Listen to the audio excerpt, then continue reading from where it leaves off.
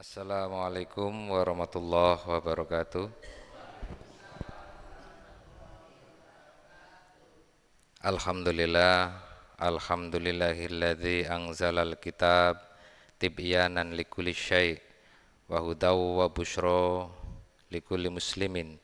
Asyhadu an la ilaha illallah wa asyhadu anna Muhammadan abduhu wa rasuluh la nabiyya wa rasula ba'dah. Allahumma anfa'na bima 'allamtana wa 'allimna ma yanfa'una wa zidna ilman. Allahumma kfina bihalalika an haramik waghnina bifadlik aman siwak amma ba'du. Alhamdulillah, segala puji syukur kehadirat Allah Subhanahu wa taala yang telah menurunkan kitab yang bernama Al-Qur'an, penjelas segala sesuatu sebagai petunjuk dan kabar gembira untuk setiap muslimin. Mudah-mudahan Allah senantiasa istiqomahkan kita dalam tradisi membaca Al-Quran seperti saat Ramadan dulu. Mudah-mudahan Al-Quran juga selain menjadi bacaan kita adalah menjadi petunjuk kehidupan kita, sehingga mudah-mudahan tercipta kehidupan yang baik di dunia dan berakhir baik pula di akhirat. Amin ya rabbal alamin. Salam beserta salawat marilah senantiasa kita curah limpahkan kepada junjungan Nabi besar kita Muhammad sallallahu alaihi wasallam, sang khotamun nabiyyin, penutup para nabi yang sekaligus juga menutup risalah panjang. Alhamdulillah, 14 abad Islam ini memandu kehidupan muslimin dan sampailah berada di era kita. Mudah-mudahan kita senantiasa memegang erat sunnah-sunnahnya yang mudah-mudahan memantaskan diri kita untuk mendapatkan syafaatnya di yaumil akhir kelak. Mudah-mudahan Allah kumpulkan kita bersama Nabi kita Muhammad sallallahu alaihi wasallam. Amin ya rabbal alamin. Mudah-mudahan Allah senantiasa memberi kemanfaatan atas ilmu yang sudah kita dapat dan Allah memudahkan kita dalam senantiasa menggapai ridhonya dalam bermajelis ilmu, dan mudah-mudahan ilmu yang kita dapat juga nantinya bermanfaat. Amin ya rabbal alamin.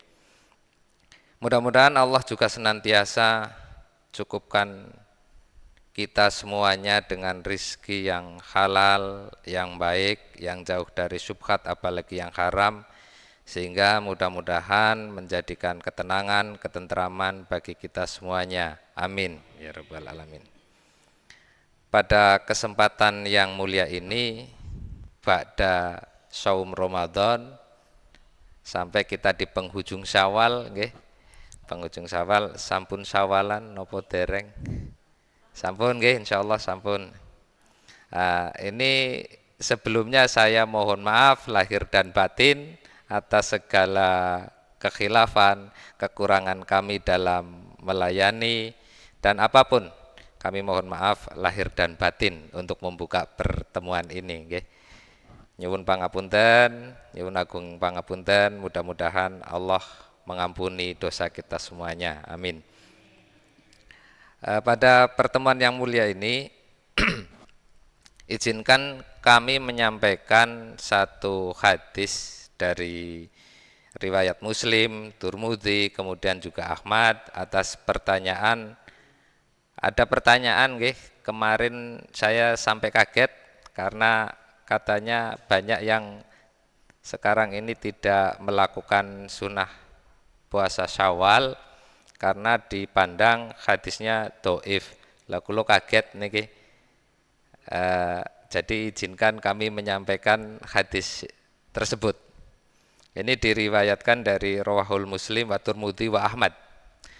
An Abi Ayyub Al-Ansari radhiyallahu anhu annahu hadatsahu anna Rasulullah sallallahu alaihi wasallam qala man shoma Ramadan tsumma atba'ahu syita min Syawal kana kasiyamud dahri. Siapa yang berpuasa Ramadan kemudian diiringinya dengan 6 hari di bulan Syawal, maka yang demikian itu seolah-olah berpuasa sepanjang tahun atau 1 tahun. Nah, ini perlu kami sampaikan, insya Allah sependek pengetahuan kami berdasarkan tarjih nggih hadis ini sahih. Ngaten nggih. Kemudian bila mana ada perbedaan ikhtilaf,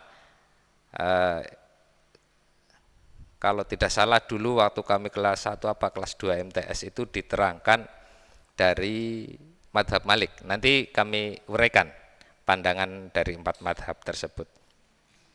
Sehingga mudah-mudahan bagi yang menjalankan puasa Syawal nggih mantep mawon nggih.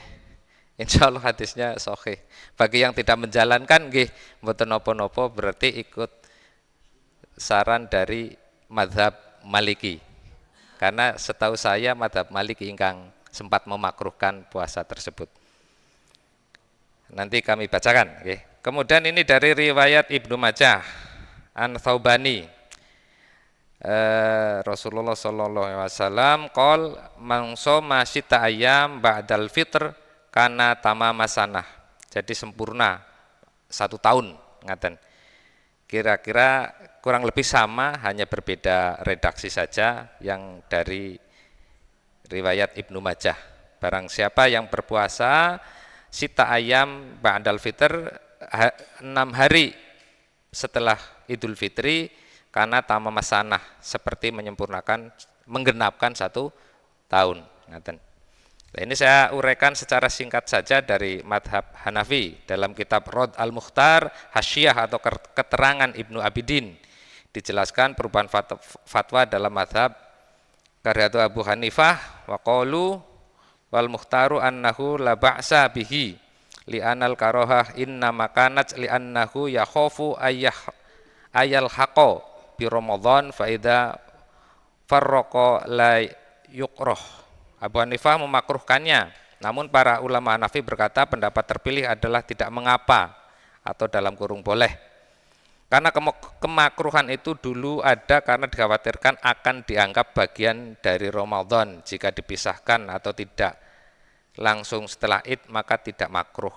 Dados pendapat Hanafiyah juga sama nggih. Kalau dilangsungkan niku dimakruhkannya karena takut menjadi wajib. Kalau dipisah berarti mboten makruh, ngaten. Dari Abu Hanifah. Kemudian mazhab Maliki, annahu lam yaro ahad. Saya bacakan artinya saja, bahwasanya beliau Imam Malik tidak melihat seorang pun dari ahli ilmu fikih di Madinah dalam kurung yang berpuasa Syawal, dan tidak sampai berita itu kepadaku dari seorang pun ulama salaf. Para ahli ilmu membenci hal itu dan khawatir itu menjadi bid'ah atau dianggap wajib bagi orang awam. Nah, ini dari pendapat Maliki. Terus makruhnya hampir sama dengan madhab Hanafi. Kemudian Imam Syafi'i, madhab Syafi'i maksud saya, dalam kitab Majmu' Syarah Al-Muhadzabnya Imam Nawawi menjelaskan, saya bacakan artinya, sahabat-sahabat kami ulama Syafi'iyah berkata disunahkan puasa 6 hari dari bulan Syawal. Dalilnya adalah hadis Abu Ayyub radhiyallahu an yang tadi saya bacakan. Barang siapa yang berpuasa Ramadan kemudian mengikutinya dengan 6 hari Syawal, maka ia seperti puasa setahun penuh. Ini pendapat yang paling populer di Indonesia. Kemudian disusul madhab Hambali. Dalam kitab Al-Mughni Ibnu Qudamah menuliskan, kesimpulannya puasa 6 hari Syawal adalah mustahab atau disukai atau sunnah menurut banyak ahli ilmu. Imam Ahmad berkata, seseorang boleh memilih jika ingin ia boleh memisahkannya, dan jika ingin ia boleh melakukannya berturut-turut.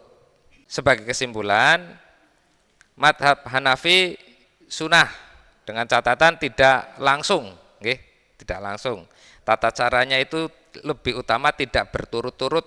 Contohnya dengan cara selang-seling dalam kurung 2 hari dalam 1 pekan. Artinya tidak nggih wonten jedane lah, nggih wonten jedane. Kemudian mazhab Maliki, hukum awalnya dianggap makruh jika dilakukan langsung setelah Idul Fitri atau dalam kurung 2 Syawalnya, karena khawatir dianggap wajib oleh orang awam. Namun pandangan ini ditinjau ulang dalam kurung dianggap tidak makruh jika tidak dianggap wajib. Bagi kita yang sudah tahu jelas ini bukanlah wajib, tentu tidak makruh, ngaten. Keterangan, sangat disarankan untuk memberi jeda beberapa hari setelah lebaran. Lah niki kirang langkung sami kados Hanafiyah. Selanjutnya madhab Syafi'i. Hukum sunnah muakkad dalam kurung sangat dianjurkan. Tata caranya lebih utama dilakukan berturut-turut langsung setelah hari raya Idul Fitri. Lah niki nggih kados ugi yang paling populer nggih. Kadosé teng Losari nggih ngaten kados ugi. Jadi ini Syafi'i tata caranya dianjurkan malah berturut-turut. Keterangannya boleh dilakukan juga terpisah selama masih dalam bulan Syawal. Kemudian mazhab Hambali, hukum sunnah, tata cara tidak ada keharusan, berturut-turut boleh, dicicil boleh. Ngaten. Keterangan bisa dilakukan kapan saja selama bulan Syawal. Lah ini lebih lunak, lebih lentur. Lantas bagaimana jika seorang masih memiliki utang puasa Ramadan, mana yang harus didahulukan? Mau mendahulukan Syawalnya atau mendahulukan kodonya? Hal ini juga banyak pertanyaan tentang hal itu. Maka kami jawab sesuai apa yang disampaikan Dr. Imron Rosyadi, beliau pengasuh pondok pesantren, pondok UMS, Pondok Ali, pondok pesantrennya Muhammadiyah yang khusus untuk kuliahan. Nah niku, beliau Dr. Imron Rosyadi mengatakan keutamaan puasa Syawal begitu besar, sehingga wajar jika umat Islam begitu menantikan bulan yang baik ini. Ulama menyebut puasa ini sebagai sunnah muakkadah, berarti sama seperti pendapat Syafi'i tadi di atas. Artinya sangat dianjurkan karena melengkapi pahala Ramadan menjadi setara dengan puasa 1 tahun penuh. Kemudian mengapa bisa demikian? Beliau menjelaskan bahwa setiap hari puasa Ramadan dihitung setara dengan pahala berpuasa selama 10 hari.